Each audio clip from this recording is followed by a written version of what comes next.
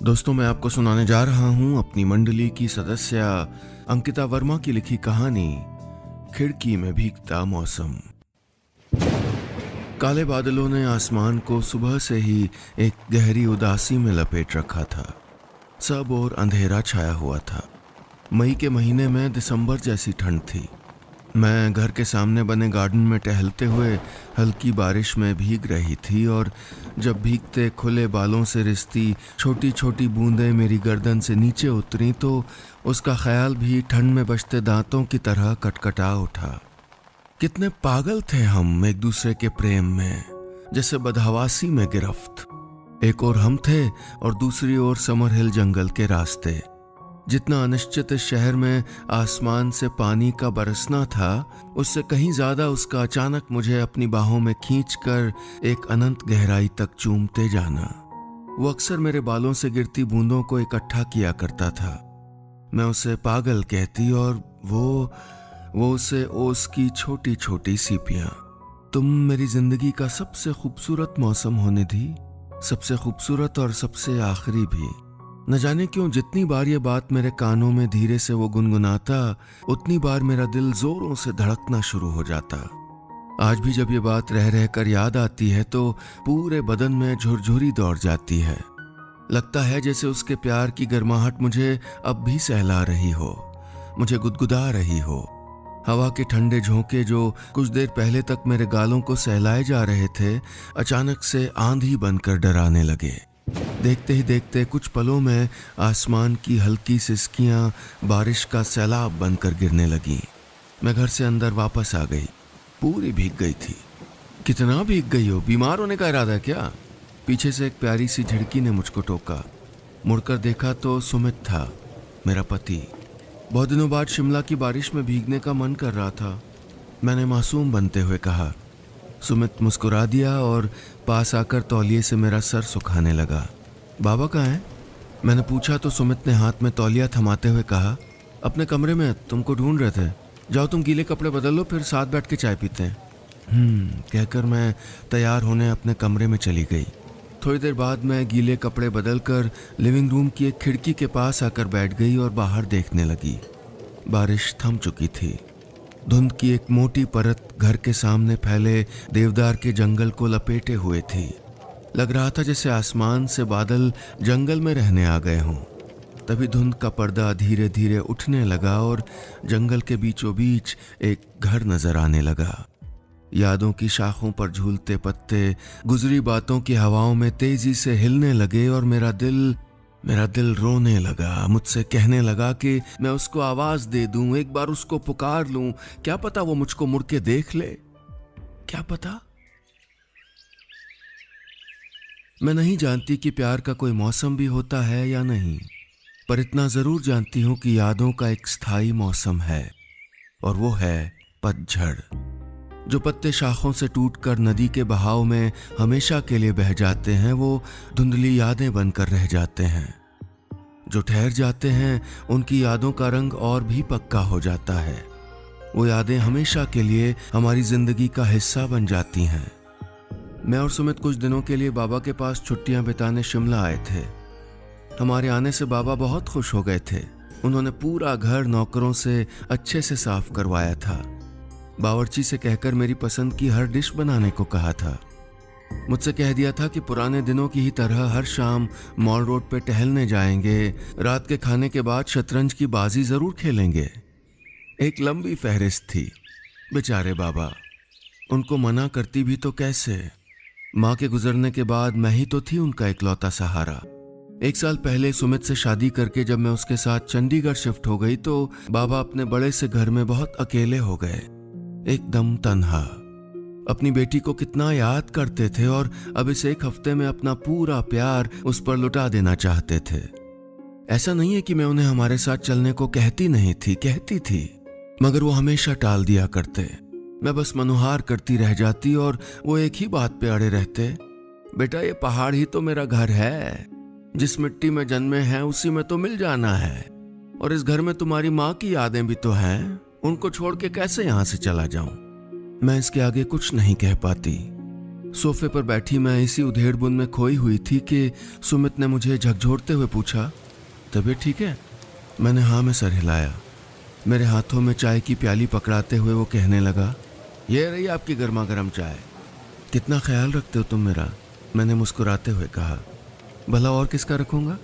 कहते हुए सुमित ने फायरप्लेस में रखी लकड़ियों में आग सुलगा दी। बाहर दोबारा मूसलाधार बारिश शुरू हो गई थी और अचानक से बिजली भी चली गई। सुमित मेरे पास आकर बैठ गया। हम चाय पीने लगे। आग के ताप से कमरा गर्माने लगा था। मैं अंधेरे में आग की लपटों को एक टक देखे जा रही थी। वो याद आने लगा था, इस बिन मौसम बरसात की तरह। उसका वो खिड़की से दिखता घर याद आने लगा था जहां वो अब भी रहता था। वो दिन याद आने लगा था जब हम पहली बार यहीं मिले थे। तब भी यही जलता फायरप्लेस था, यही भीगता शहर और इसी सोफे पे बैठी मैं, मगर मेरे साथ बैठा वो शख्स सुमित नहीं, ओमी था। ओमी। उस पल न जाने क्यों सुमित का साथ मुझे बड़ा अजनबी सा लगने लगा और ओमी की याद सताने लगी। ओमी दूर होकर भी मेरे बहुत करीब था, बहुत करीब। 5 साल पहले बाबा की रिटायरमेंट पार्टी इसी लिविंग रूम के बाहर वाले हॉल में थी। उस दिन का नज़ारा देखते ही बनता था। यूनिवर्सिटी के प्रोफेसर्स, रिश्तेदार, करीबी लोग सब प्रोफेसर राकेश नेगी की खुशी में शामिल होने आए थे। कोने में रखे ग्रामोफोन पर पुराने गाने बज रहे थे। केटरिंग का खास इंतजाम किया गया था। बैरे हाथों में खाने पीने की प्लेटें लिए मेहमानों के आगे पीछे घूम रहे थे। कुछ लोग कुर्सियों पर बैठे बातें कर रहे थे, कुछ झुंड में खड़े जोरों से ठहाके लगा रहे थे, मगर उस पार्टी के स्टार सिर्फ बाबा थे। कोई उनको बधाई दे रहा था तो कोई उनकी तारीफ में कसीदे पढ़ता, तो कुछ रुआंसे हुए जा रहे थे कि कल से प्रोफेसर साहब यूनिवर्सिटी नहीं आएंगे। मैं पार्टी के शोर से उकताने लगी थी, इसलिए अंदर लिविंग रूम में चली आई। दिसंबर का महीना था, बहुत ठंड थी और बाहर बारिश भी बहुत हो रही थी। सामने फायरप्लेस में आग जल रही थी। मैं आकर उसके सामने पड़े सोफे पे बैठ गई। मेज़ पे परवीन शाकिर की एक किताब पड़ी थी। मैं उसे उठाकर पढ़ने लगी। तभी किसी ने उस किताब में लिखा एक शेर फरमाया, अब कौन से मौसम से कोई आस लगाए, बरसात में भी याद जब न उनको हम आए। मैंने चौंक कर देखा तो बस देखती ही रह गई। काला कोट, काली पैंट और काला मफलर पहने प्रोफेसर ओम प्रकाश मेहता खड़े मुस्कुरा रहे थे। उन्हें कौन नहीं जानता था। इकोनॉमिक्स डिपार्टमेंट में प्रोफेसर थे। यूनिवर्सिटी की लड़कियों में अपने गुड लुक्स को लेकर खासे पॉपुलर थे। तकरीबन 40-42 साल के थे और हमारे घर से थोड़ी ही दूर प्रोफेसर्स कॉलोनी में हाल में ही शिफ्ट हुए थे। बाबा ने बताया था कि अकेले रहते हैं, पत्नी से तलाक हो चुका है, एक बेटी भी है, माँ के साथ रहती है। वो कभी कभार बाबा से मिलने घर आया करते थे, मगर मैंने कभी उनसे हलो हाय की औपचारिकता के अलावा कोई और बात की ही नहीं। यह मेरी पसंदीदा शायरा हैं, उन्होंने आगे कहा, मगर मेरी तो जैसे जीभ तालू से चिपक गई थी। बार बार ध्यान उनके बालों पर पड़ी बर्फ सी हल्की सफ़ेदी और गालों में पड़ते गड्ढों पर ही जा रहा था। मैंने पहले कभी उन पर इतना गौर नहीं किया था। आज पता लगा कि लड़कियां उन पर मरती क्यों थीं। जी मेरी भी। बड़ी मुश्किल से वो 3 शब्द मैंने अपने हलक से निकाले। तभी आसमान में बादल जोर से गरजे और घर की बिजली चली गई। कमरे में अंधेरा हो गया। हॉल से बाबा किसी को जनरेटर चलाने के लिए आवाज़ देने लगे। प्रोफेसर मेहता अंधेरे में खड़े थे, इसलिए मैंने उन्हें सोफे पे बैठने के लिए कह दिया। आग की रोशनी में मैंने उनकी ओर चोरी से देखना चाहा तो वो पहले से ही मेरी ओर देखकर मुस्कुराए जा रहे थे। मैं सकपका गई। निधि, यूनिवर्सिटी फेस्ट पे तुमने एक कविता सुनाई थी स्टेज पे, क्या नाम था? हाँ, जब लौट आएगी धुंध वापस धरती पर। बहुत खूबसूरत लिखा था तुमने। बात तो मामूली सी थी, पर जिस एहसास के साथ उन्होंने वो बात कही वो मेरे दिल में घर कर गई। उस एक लम्हे में न चाहते हुए बिना किसी कारण मुझे उस शख्स से मोहब्बत हो गई थी, हमेशा के लिए। शिमला शहर, अंग्रेज इसे सपनों का शहर कहते थे, सिटी ऑफ ड्रीम्स, मगर मुझे लगता है कि इसे प्यार का शहर कहना ज्यादा बेहतर होगा। दिल की आंखों से कोई देखे तो इस शहर के हर कोने में एक कविता सांस लेती नजर आएगी। हवाओं के होठों पर बजती सीटियों की धुन हरदम कानों में सुनाई देगी। आसमान का चाहे गर्मी हो या सर्दी, बेवजह यूं ही किसी शरारत में बरस जाना हमें किसी की याद बेसबब दिला जाएगा। ये बारिश की रवानगी में भीगता शहर है। प्यार आपको यहाँ खुद ब खुद ढूंढ लेता है, जैसे उसने मुझे ढूंढ लिया था। मैं उस रात करवटें बदलती रही। मेरी आंखों से नींद सितारे बनकर ख्यालों के आसमान में टिमटिमाने लगी थी। उनका दिलकश चेहरा, गालों के गड्ढों में सिमटी मुस्कुराहट, उनकी बातें, मेरे चेहरे पर फिसलती उनकी नजरें, आंखें बंद करने पर सब मेरे सामने दौड़ने लगता। मैंने बेचैन होकर फोन देखा तो सुबह के 7 बज रहे थे। मैं उठकर तैयार हो गई और घर से समर हिल चौक तक टहलने निकल गई। बाहर अब भी अंधेरा था, हड्डियां जमाने वाली ठंड थी और सब ओर सन्नाटा। मैं धीरे धीरे चौक की ओर चली ही थी कि सामने प्रोफेसर मेहता जॉगिंग करते दिख गए। मुझे लगा सपना है। पास आकर जब उन्होंने पूछा, तुम कब से इतनी सुबह जॉगिंग करने लगी, तब मुझे यकीन आया कि सच में वही थे। आज से ही यूनिवर्सिटी की छुट्टियां शुरू हो रही हैं तो सोचा सुबह उठ के रनिंग करूं। मैंने झूठ कहा, मैं भी इसी समय जॉगिंग करने आता हूं, अब रोज 7 दौड़ा करेंगे। उनके ऐसा कहने पर मैंने धीमे से कहा, जी सर, कॉल मी ओमी, तुम मेरी स्टूडेंट थोड़े हो। उन्होंने मुस्कुराते हुए कहा। मैं थोड़ा झिझकी और फिर उनका नाम ले लिया, ओमी। मेरी जिंदगी का सबसे हसीन सफर शुरू हो चुका था। वो समर हिल चौक से चौड़ा मैदान तक का ओस से भीगा रास्ता, ठंड में ठिठुरते लैंप पोस्ट, पेड़ों से झड़ते पत्ते और हमारी कभी न खत्म होने वाली बातें, हर तरह की बातें, कभी किसी और से साझा नहीं की वो बातें। मैं समझ गई थी कि मैंने जो उनको इतना जान लिया था तो अब मैं किसी और को नहीं जानना चाहती थी। एक रोज वापस आते हुए अचानक से बारिश होने लगी थी। ओमी छाते लेने एक दुकान में गए थे और मैं एक पेड़ के नीचे खड़ी उनका इंतजार कर रही थी। वो वापस आए तो उनके हाथ में एक ही छाता था। कहने लगे, छाते खत्म हो गए थे दुकानदार के पास, एक ही बचा था। उनकी बात सुनकर मैं हंस दी। दुकान की खिड़की में वहीं से छाते लटके हुए दिखाई दे रहे थे। हम बिना कुछ कहे उस छाते के नीचे एक दूसरे से सट कर चलने लगे। उनकी इस शरारत पर मैं मन ही मन मुस्कुराए जा रही थी। कुछ आगे बढ़ने पर ओमी ने मेरा हाथ पकड़ते हुए कहा, मैंने जब तुमको पहली बार देखा था ना निधि, तो बस देखता ही रह गया था। तुम मुझे सुबह की ओस की बूंदों में भीगते हुए गुलाब के फूल जैसी लगी थी, इतनी खूबसूरत। हम रुक गए और एक दूसरे की आंखों में देखने लगे। मेरे चेहरे से जुल्फ हटाकर कान के पीछे ले जाते हुए ओमी ने कहा, और अब मैं तुमसे प्यार करने लगा हूं निधि। क्यों और कैसे नहीं जानता।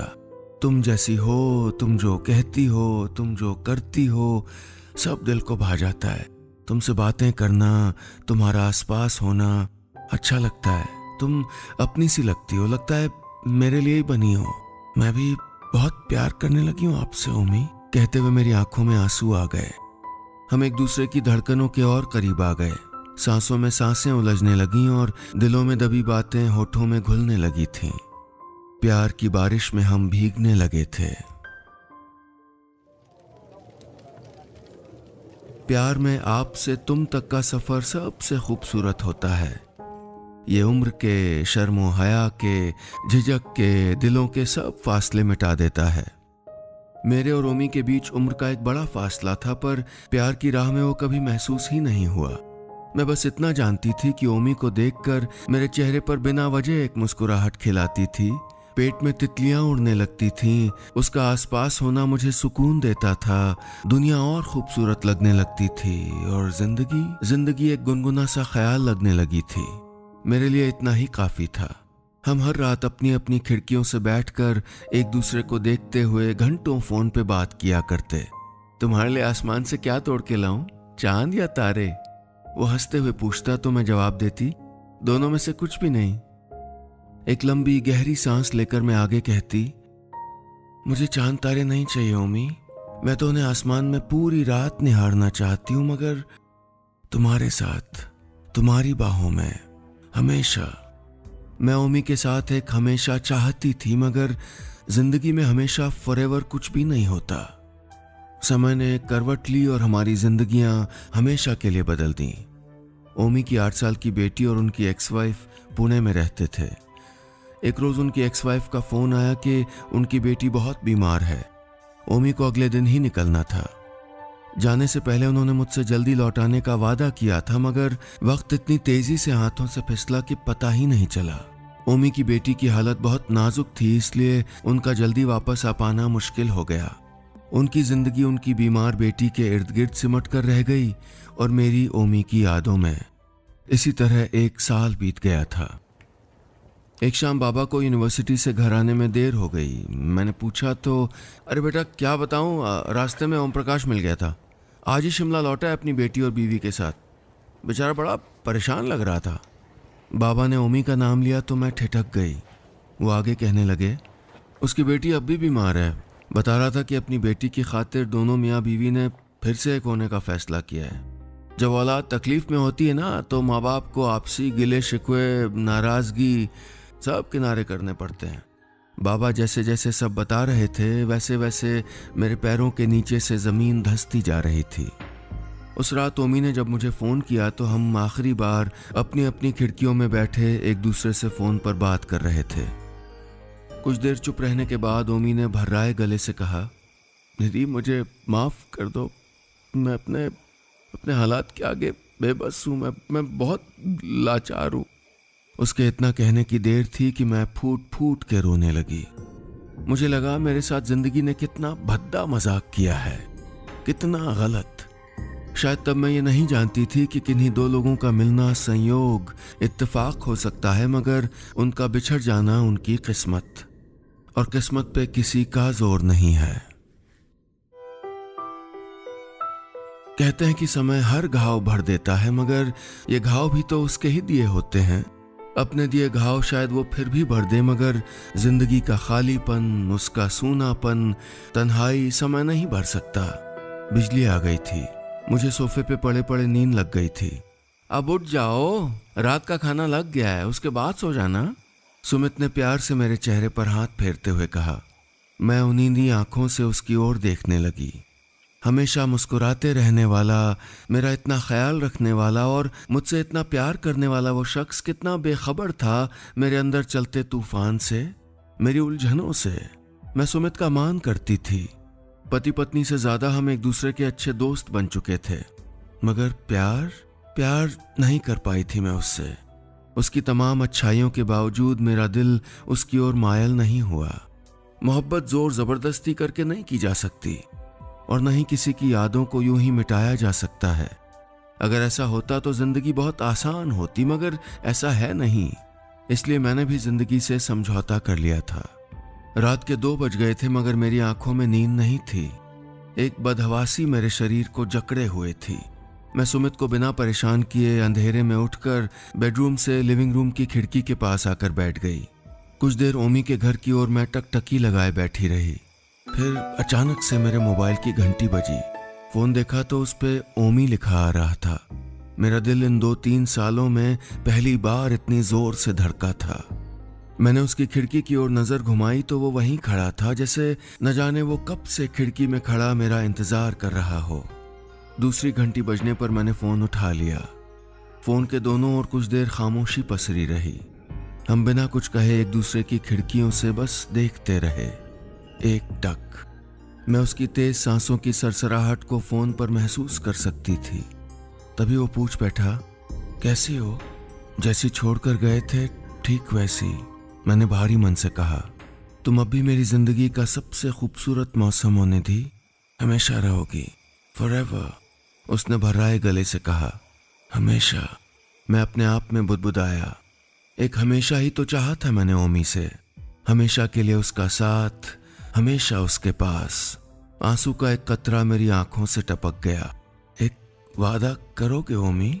हाँ, कुछ भी। तुम मुझे कभी भूल मत जाना, क्योंकि जो तुम अब इतने दूर हो तो मैंने खुद को तुम्हारे और भी करीब कर लिया है। इस जन्म में तो हम एक दूसरे के नहीं हो पाए, अगले जन्म में सही। इसलिए मैं इंतजार करूंगी उस अगली जिंदगी में तुम्हारा। तुम वादा करो, जब मिलोगे तो मुझको पहचान लोगे। वादा करता हूं निधि, पक्का वादा। ओमी ने वादा लिया और मैंने उससे विदा ले ली। उस रात जब बारिश में भीगता शहर सो रहा था, खिड़की के एक कोने में बैठा मौसम रो रहा था।